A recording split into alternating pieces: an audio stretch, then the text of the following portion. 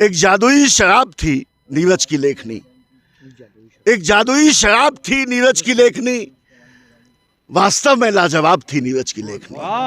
क्या बात है। जादुई शराब थी नीरज की लेखनी, वास्तव में लाजवाब थी नीरज की लेखनी, और पढ़कर के फरिश्ते भी जिसे झूमने लगे, पढ़कर के फरिश्ते भी जिसे झूमने लगे, पावन सी एक किताब थी नीरज की लेखनी। नमस्कार, आज है पद्म श्री पद्म भूषण गोपालदास नीरज जी का जन्मदिन और आज उनकी पुत्र वधू आदरणीय नीरज जी को पुष्पमाला पहनाकर उनकी स्मृति में उनके जन्मदिन को सेलिब्रेट कर रहे हैं।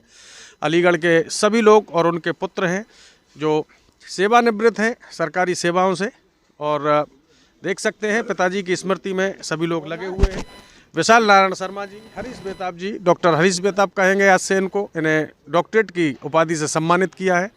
शोखियों में घोला जाए फूलों का शबाब, उसमें फिर मिलाई जाए थोड़ी सी शराब, आज होगा नशा जो तैयार वो प्यार है, शोखियों में घोला जाए फूलों का शबाब, और उसमें फिर मिला दी जाए थोड़ी सी शराब, और होगा नशा जो तैयार वो प्यार है, शोखियों में घोला जाए फूलों का शबाब। लिखे जो खत तुझे वो तेरी याद में हजारों रंग के नजारे बन गए, सवेरा जब हुआ तो फूल बन गए, जो रात आई तो सितारे बन गए। 98वें जन्म दिवस पर सभी लोग नीरज शहरयार पार्क में अलीगढ़ के प्रदर्शनी मैदान में ये सभी लोग पुष्प अर्पित करते हुए उन्हें अपनी स्मृति में याद कर रहे हैं। और अब हम इनसे बात करेंगे कि नीरज जी पद्मश्री पद्म भूषण नीरज कैसे बने, सभी लोग अपने अपने विचारों से अवगत कराएंगे। जन्म दिवस सेलिब्रेट कर रहे हैं और उनके पुत्र मिलन प्रभात जी हमारे साथ में हैं और बिल्कुल पिता के नज़दीक खड़े होकर पिता को याद कर रहे हैं। यकीनन बचपन की उन्हें याद जरूर आएगी जब यहाँ पर आएंगे। पूरे शहर के जिम्मेदार लोग हैं यहाँ पर, एक एक व्यक्ति हजारों व्यक्तित्व के बराबर है, क्योंकि यहाँ सब इंटेलेक्चुअल लोग हैं, शिक्षित हैं, पढ़े लिखे हैं और लेखक और कवि हैं। तो आइए हम बात करते हैं उनके पुत्र से, जो पिता की बचपन की कोई स्मृति हो तो वो बताएं और हमें साझा करें। सर आपका स्वागत है अलीगढ़ में, बहुत दिनों में आपके दर्शन हो रहे हैं सभी लोगों को। धन्यवाद मनोज जी। यादें तो बहुत सारी हैं, आपने कहा कि बचपन की कोई याद करूं, तो एक बहुत पुरानी याद है कि मैं पापा के साथ एक बार दिल्ली गया। विजेंद्र स्नातक जी से मिलना था पापा को मॉडल टाउन में। हम जहाँ ठहरे थे वहाँ से हम लोग निकले तो देर हो गई, तो ये हुआ कि चलो अब कहीं नाश्ते कर लेते हैं। हम लोग पहुँचे होटल में खाना खाने। अब पापा ने देखा कि वो जो पहन के कुर्ता था वो चेंज करके आए तो पर्स नहीं है, बस ऊपर बंडी में उनके कुछ पैसे थे। पिताजी की जेब में पैसे कम थे तो खाने की थी, तो नाश्ता कराया तो मंगा लिया उन्होंने कि आमलेट ले आओ, कि आमलेट आ गया। तो कहने लगे कि गुंजन तुम खा लो। मैंने कहा पापा आप खाओ ना। कहने नहीं मेरे को भूख नहीं है, मेरे को भूख नहीं है। और वो उन्होंने नहीं खाया कुछ भी। उसके बाद फिर हम लोग गए विजेंद्र स्नातक के यहाँ, तो अब वहाँ पे उनसे कह भी नहीं सकते थे कि हमें कुछ पैसे नहीं लाए हमारे पास या क्या नहीं है, इतने पैसे दे बस कि हम लौट के वापस आ सकें, इतने पैसे रखे थे उन्होंने। ना ये कह सकते थे कि खाने का टाइम हो चुका था, निकल चुका था। तो पापा उस दिन भूखे रहे और सिर्फ मेरे को खिलाने के लिए कि हाँ तुम खा लो बस, यार तुम्हारा पेट भर गया तो मेरा पेट भर गया, ठीक है। तो मैंने देखा कितना प्यार करते हैं लोग। ये जो पिता होते हैं वो बच्चों के लिए न जाने कितने समझौते करते हैं, और ऐसी परिस्थितियाँ यकीनन यहाँ सभी वृद्ध लोग खड़े हुए हैं इनके जीवन में ज़रूर आई होगी। और पिता इसीलिए पिता कहलाते हैं कि वो सब अपनी परेशानियों को छुपा कर बच्चों का भला करते हैं। श्रीमती रंजना सक्सेना जी हैं, भाभी जी। आइए बात करते हैं, आपकी शादी की बात करते हैं। जब शादी हुई तो क्या हुआ? नमस्कार। आज पूज्य पिताजी का 98वां जन्मदिन है। हम तो चाहते थे कि हम 100वां उनके साथ ही बनाएं, पर ये मंजूर नहीं था, पर उनका आशीर्वाद हमारे साथ रहे, यही हम लोग हमेशा कामना करते हैं। और मनोज जी ने कहा संस्मरण तो मेरा सबसे पहले 1975 की बात है। मैं एक बस में सफ़र कर रही थी, एक अनजान आदमी, जब मैं इतना कुछ जानती नहीं थी, मैं 18 साल की थी उस टाइम, तो एक किसी ने मेरे से बात करी, बात करते करते मेरे से एड्रेस पूछ लिया, क्या मैं इसको समझी नहीं। थोड़े दिन बाद उनका हमारे घर में प्रपोज़ल लेटर आया। मेरे फादर लॉयर थे, हमारा उस समय तक साहित्य की तरफ इतना रुझान नहीं हुआ करता था, तो हम लोग पहचाने नहीं थे। सब ने मुझे छेड़ा, कोई कवि का इसके लिए प्रपोज़ल लेटर आया उनके बेटे का, तो हमने कहा अरे कौन कवि, ऐसे कब सब छेड़ने लगे। जब पूरा लेटर पढ़ा तब पता चला अरे तो कारवा गुजर गए वाले कवि हैं, और हमारी एक मैरिज रास्ते में चलते हमारी शादी हुई थी। बहुत बढ़िया, कारवा गुजर गया गुबार देखते रहे।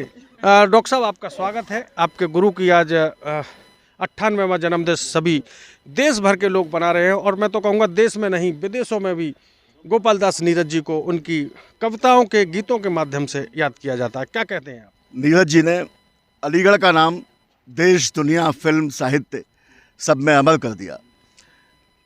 एक ऐसी विभूति थे जिनका जन्मदिन हमारे लिए वाइसे फ़ख्र है। सारे जगत में गीत की पहचान थे नीरज, सारे जगत में गीत की पहचान थे नीरज।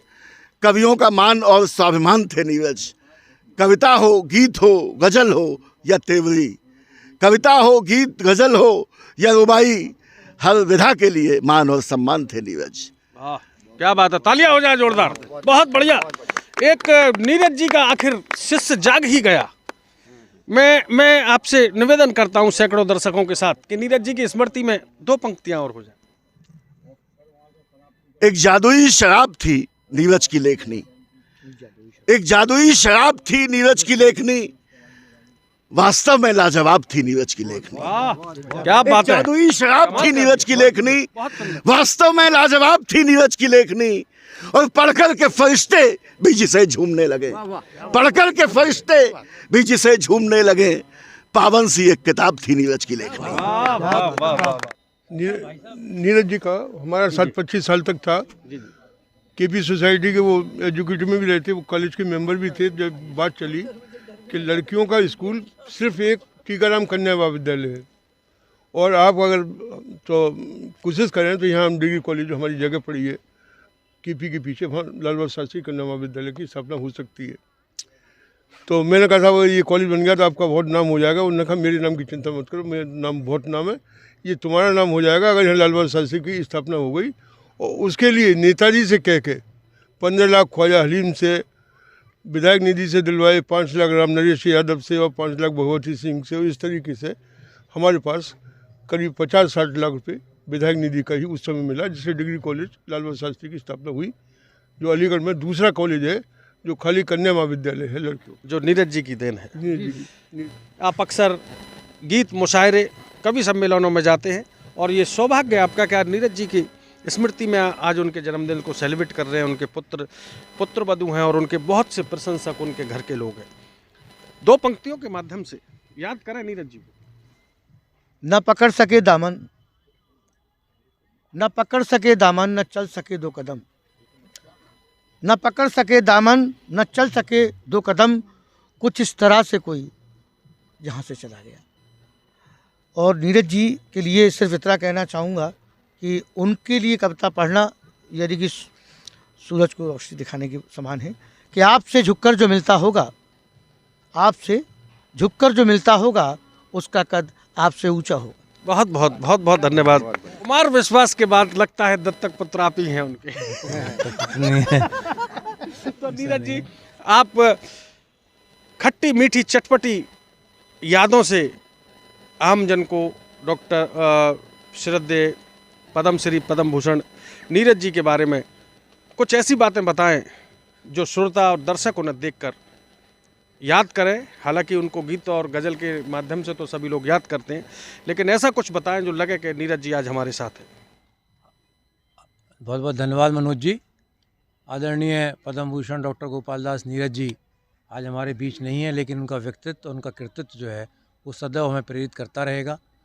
नुमाइश के वो आज ये जो प्रदर्शनी मैदान है जिसमें ये पार्क बना हुआ है वो उन्हीं के नाम से है, नीरज शहरयार पार्क। नीरज जी कार्यकारिणी के हमारे सम्मानित सदस्य थे और जब तक नीरज जी जीवित रहे सदैव इस प्रदर्शनी के उद्घाटन समारोह की और समापन समारोह की अध्यक्षता नीरज जी ने की। यहाँ अखिल भारतीय सम्मेलन का आयोजन, कवि सम्मेलन का आयोजन होता रहा है और मैं उनके साथ था। उनका एक सबसे बड़ा उनका जो व्यक्तित्व ये था कि उनकी एक कोशिश रहती थी कि अखिल भारतीय कवि सम्मेलन है लेकिन फिर भी सबको पढ़वा दो, चाहे 2 लाइन पढ़वा दी जाए लेकिन पढ़वा दो। ये उनकी सोच रहती थी कि नए नए लोगों को भी उसमें प्रमोट कर दिया जाए। हालांकि उस चीज़ के लिए तमाम प्रशासन और सब लोग मना करते थे कि साहब बहुत लंबी लिस्ट हो जाएगी। तो एक उनकी एक अपनी थी, व्यक्तित्व था।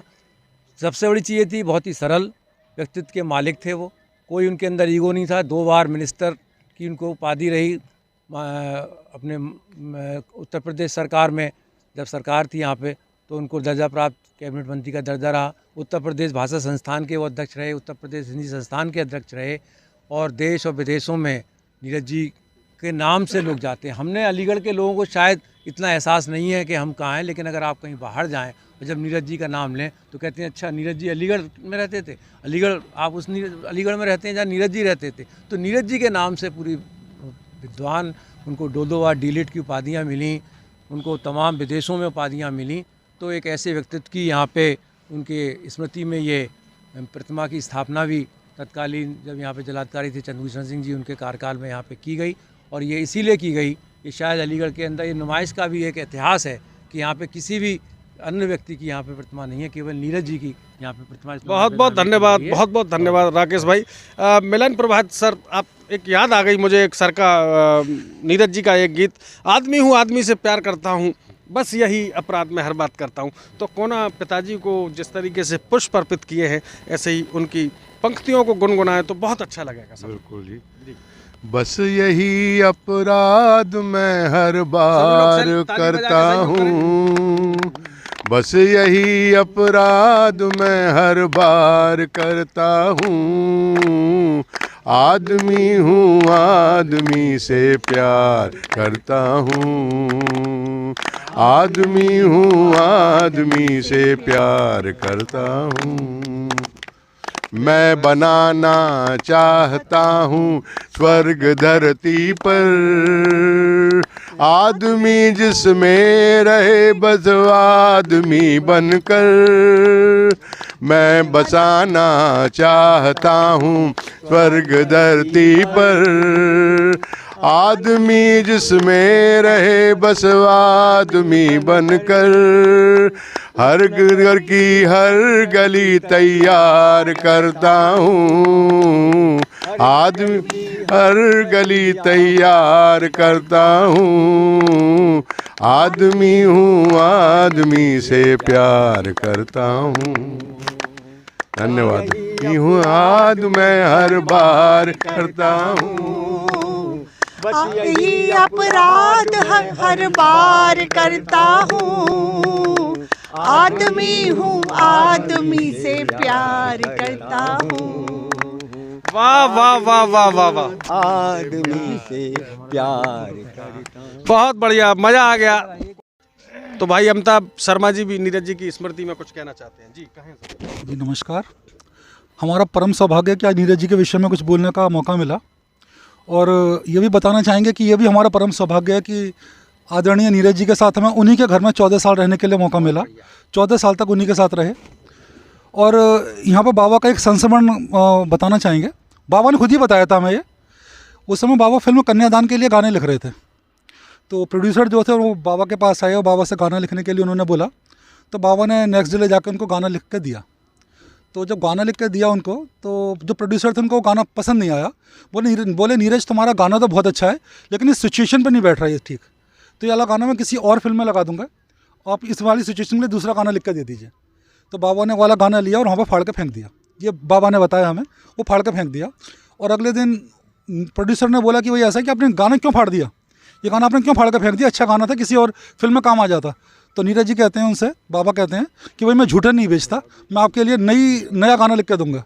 और नेक्स्ट डे जब उन्होंने नेक्स्ट डे वो गाना लिख के दिया तो एक यादगार गाना था जो बाबा ने लिख के दिया, लिखे जो खत तुझे वो तेरी याद में। क्या बात है। और उसके बाद सुपर हिट गीत रहा। तो ये वाला गीत बाबा ने लिख के दिया। और उसके बाद उन्होंने पूछा प्रोड्यूसर साहब ने कि तुम्हारा गाना बहुत शानदार है, बताओ इसके लिए क्या पारितोषिक चाहते हो। तो बाबा बोले कि आपने जो कल नई कार खरीदी है उसकी चाबियाँ। तो प्रोड्यूसर ने वो चाबियाँ उठा के बाबा के हाथ में रख दी। तो ये संस्मरण था और बाबा की 4 लाइनें सुनाना चाहेंगे जो हमें बेहद पसंद है।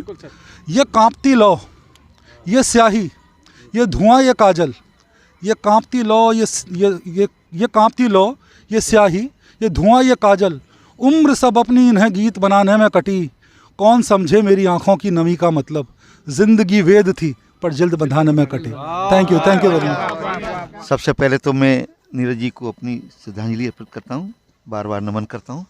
और मुझे इस मौके पे एक घटना याद आई है कि उनका कितना अपनापन था अपने लोगों के बीच में और अपने लोगों को किस तरह से प्रोत्साहित करते थे। मैं स्टेट बैंक में कार्य करता रहा हूँ, वहाँ से मैनेजर रहा हूँ मैं, और मेन ब्रांच में एक सांस्कृतिक कार्यक्रम रखा गया था।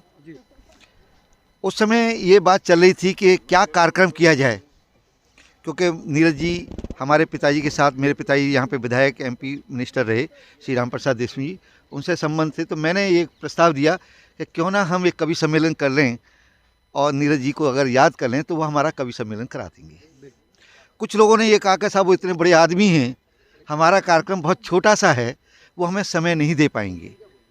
लेकिन मैंने विश्वास था तो मैंने कहा आप मेरे साथ चलिए।